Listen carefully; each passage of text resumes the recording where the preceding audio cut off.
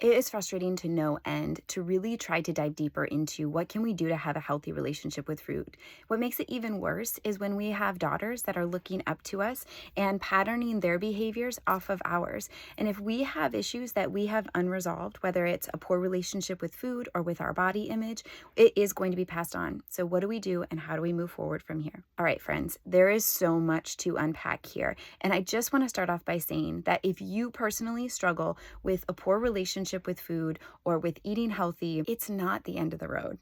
Right? There's so much that we can do from here. There's so much we can do to support your body, support your overall health.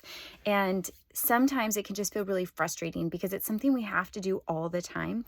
And when we try to be intentional about eating healthier, then we might swing that pendulum too far and go towards more control or even stir up some things that we've struggled with in our past, whether that's an eating disorder or just disordered eating in general. And so this can be a really tricky place to navigate. So I just want to say first and foremost, if this is you, I see you. I help women with this all the time, but it is tricky. We really need to address some of those other issues that are contributing, right? Sometimes there's woundedness from our childhood that we really need to go back and spend some time with the Lord and allow for Him to heal so that we can do a simple, mundane thing like eat healthy food and put it into our bodies and let it nourish us without having these mental things that come up and kind of go haywire for us, right? So let's talk about if we're seeing this in our home with our children. Maybe you have a daughter that has learned this very similar behavior of having a poor relationship with food or with her body image. And so you see her being very particular, very picky about what she will put into her body, how she will do it, perhaps even talking about things like, if I eat too much fat, I will get fat. And so what do we do from here? How do we help them move forward? Because obviously, when we see things that our children exhibit traits that have given them, it speaks a lot louder to us than if we just saw it or know of it in ourselves. And I think part of that is because of that impact of that mirror image. We can almost begin to see ourselves as other people see us. Ideally, we're seeing ourselves as the Lord sees us. But if these things are being brought up, if we're having a greater awareness of what is going on, then that's a good. It's being brought to the light. And when things are brought to the light, that means we can address them, we can move forward, and God willing, we can heal from them. So that's the first thing I want to say. If you're realizing this for the first time, I just want you to praise the Lord for where you are at. I want you to praise Him that He is helping you to see that something has to change, because that is the place that He wants us to be so that we can take those steps to move forward. So then after that, we start to navigate this space of how do we help cultivate a healthier relationship with food. And this can be tricky. There's a lot of things out there about food freedom and eating in such a way that doesn't trigger these things in us. However, sometimes they throw out the window too much of this. It doesn't matter what you're eating. It just matters your relationship with food. And although that's very important, and that is something that we need to spend time on and move forward through, it is very important what you're feeding and fueling your body. It is critically important. And we really need to dive deeper into helping your body to be able to be nourished in such a way that doesn't trigger these mental things that you have with this poor relationship with food. So when we're trying to do that, the very first thing I would say is just take some baby steps. Find and identify what are the things that really set you off. For some people, it's meal planning. For some people, it is this desire to look at what's on their plate and take some off. For other people, it's really being intentional about, I can't eat that because that's not quote unquote healthy. Right? Whether it's because of lies that we've chosen to believe, maybe something like fat is bad. If I eat fat, I will get fat. We need to really kind of spend some time here to figure out what are some of those triggers, because then we can kind of start initially by working around those triggers, right? So say, for example, uh, fats is really hard for you. Well, if we just first initially kind of take a step back and say, okay, what are some foods that I feel comfortable eating and they actually have healthy fats in them? Maybe nuts. Maybe you've always perceived nuts as a healthy snack. Great. Nuts have healthy fats in them. It's not like slathering a bunch of butter on your food, but you're still getting the things that your body needs for optimal functioning. So, how can we plan out snacks that we have on hand, meals that we're going to grab for grabbing and go, and be sure that it still has a good protein source, some good healthy fats, and some good healthy carbohydrates? And then we can kind of think through some of these things. Okay, I know intuitively that fats don't make me fat. If I eat them, I won't get fat, but it scares me, right? Maybe that's where you are. And so, if that's the place, then what I would encourage you to do is spend some research, spend some time researching what is it about fats and that my body needs so much from them. There's this really great book. It is called Eat Fat, Get Thin.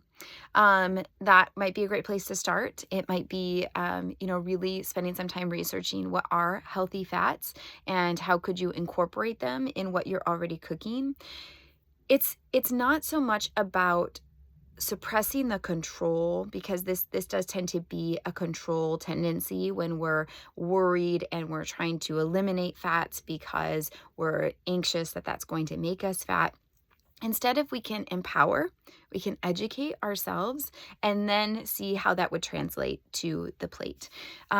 We also need to spend some time, and this is really where we want to deep dive into what are the things in my past, what was happening in my life when I first started to have these control issues with food or this poor relationship with food, and how can I really spend some time with the Lord and heal from that little t trauma or big T trauma, and allow for myself to have a healthier relationship with food while also passing that on to my children.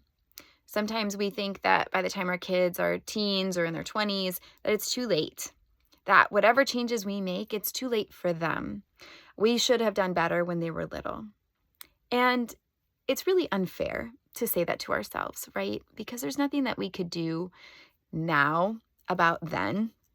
All we have is this moment, and this is where grace lives. And so if the Lord has chosen this moment to reveal this to us, that this is a problem, that this is something we need to dive deeper into, this is something we need to heal from, He can also use that to bless your adult children or your older children, because they will see the difference in you and in how you're relating to food. Now, I want to speak to this a minute too. Sometimes there is a overemphasis on eating really, really healthy and really, really clean. And I think a lot of times this might stem from a place of either not feeling good if we don't eat ideal ingredients, or from a problem in the past that we've had with an eating disorder. So, regardless of which one that is, I think it's really important to spend some time here. Again, always thinking, what is the fear? What is the worry? If I go to a friend's house and they're making dinner and I want to break bread with them because we are communal beings and that's so good for our friendship, it's good for our relationships, it's beautiful to have something to gather around, like a table. How can I take those concrete steps to be able to engage in that environment, to be able to eat with other people? So thinking through, is there something that if I ate, I would feel unwell? For me personally, I have this autoimmune condition where I get sores on my tongue if I eat things that I react to. And they usually last for about 3 or 4 days after I eat something that I've reacted to. And that's very unpleasant. It's very undesirable. And so because of that, I will, if somebody invites us over for dinner, either ask them what they're going to prepare in order to know, should I bring something for myself? Maybe it's a side dish that could double as my main dish, or to ask them, if they're making burgers, for example. I don't eat gluten or dairy. Burgers are generally not a problem because usually people don't put cheese on all of the burgers. Or I could just ask, would you mind making a few burgers without cheese for me so that I can eat one, since I am dairy free. It can always be a little uncomfortable, especially if it's a new friendship. But that's why I really like to have that in my back pocket of, I can ask them, what are you making? So I can figure out something to go along with it and then bring along a side dish that would be adequate for my, my main dish. So that's one way you can navigate that. Now, if it's more of a control thing, from a history you've had of an eating disorder or whatever it is, kind of more down that vein, then I would really encourage you to spend some time there. Spend some time in that place of, but what if once every 2 weeks I ate with a friend? What would that do to my body? And how can I mentally, emotionally move through any reservations I have of what that's going to do to my body? Because the reality is that our bodies are incredibly adaptable. Our bodies can do a wonderful job of being good clearinghouses of a lot of that crud that might be in the food. Right. So if you went out to Chick-fil-A on a road trip and that's not your normal, you usually don't eat fast food, but you're out and you're traveling and you need something, by all means, we should be able to do that, even if it's not the cleanest, most beautiful food, because our bodies are so adaptable and they're so good at being able to clean those things out. Now, like I said, if you have some condition or some inability to break those things down, then by all means, be really diligent about packing your own food. But this is more about relationship with food. And if you're just noticing that mental, emotional block, then that's why I really encourage you to dive deeper into this from here. If you want to know what it looks like to work with somebody that can help walk you through this path and walk alongside you in your health journey, sign up for a free discovery call with me. I would love to talk about what's been going on with you in your health journey and how we can get you moving forward for lasting health and wholeness.